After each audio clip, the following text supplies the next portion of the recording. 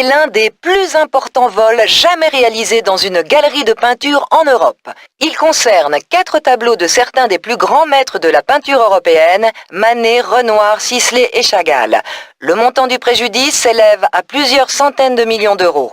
Ces tableaux sont tellement connus que les enquêteurs pensent que la revente était déjà conclue avant que les trafiquants ne passent à l'acte. Il faut faire vite, car ces œuvres sont fragiles.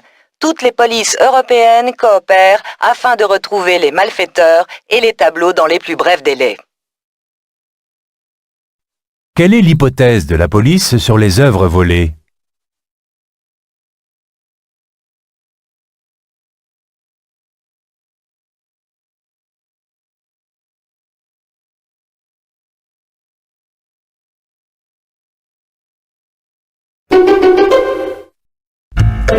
C'est vrai que de temps en temps, on entend parler de nouvelles mesures pour l'emploi des jeunes. Bah c'est bien. Mais dans mon entreprise, moi, je suis tout seul à m'occuper de tout et franchement, moi, j'ai pas le temps de remplir toute cette paperasse. Oui, mais il y a du nouveau.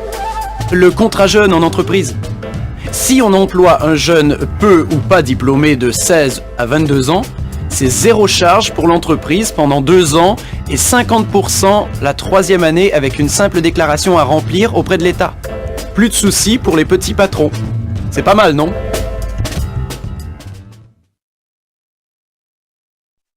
Quel est le public particulièrement visé par cette publicité?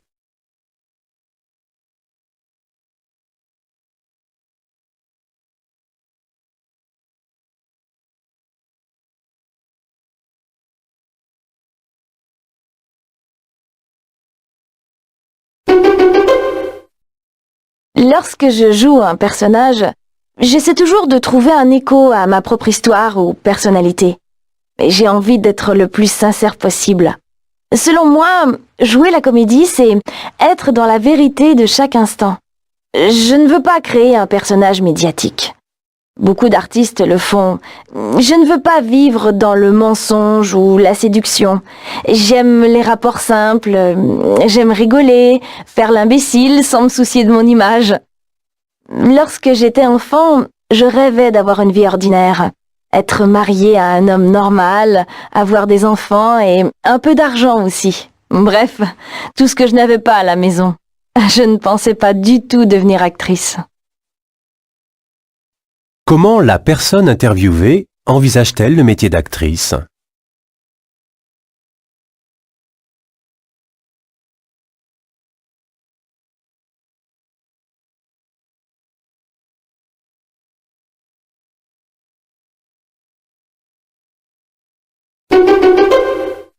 La finance solidaire, c'est un compromis entre une recherche de rentabilité du placement que l'on fait et une recherche de sens, si on peut dire. Donc, si vous voulez, on va avoir un peu moins de rentabilité, mais peut-être un peu plus de sens. Ce que j'appelle du sens, c'est faire un geste vis-à-vis d'autres, vis-à-vis d'entrepreneurs qui vont, par exemple, embaucher des handicapés, embaucher des chômeurs de longue durée, s'endetter pour acheter du matériel économiseur d'énergie. C'est tout un ensemble de démarches et d'outils d'épargne. Il y a un peu moins de rentabilité, peut-être un petit peu plus de sens. En quoi les projets financés par ce type d'épargne sont-ils particuliers?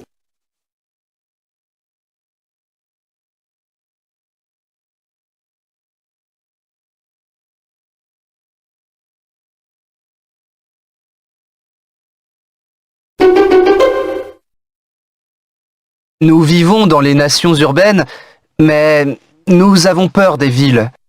La concentration des hommes et des activités, répète-t-on à l'envi, est en soi criminogène et de citer invariablement les mêmes expériences sur les rats de laboratoire dont l'agressivité augmente avec le nombre, la densité.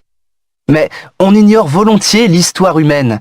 Le Japon, hautement industrialisé et urbanisé, a néanmoins un taux de criminalité très faible, le plus faible du monde industriel. Il faut se garder de tirer trop vite des enseignements pour la politique criminelle en prônant comme une panacée le retour à un habitat moins dense. Quelle est l'opinion de cet intervenant?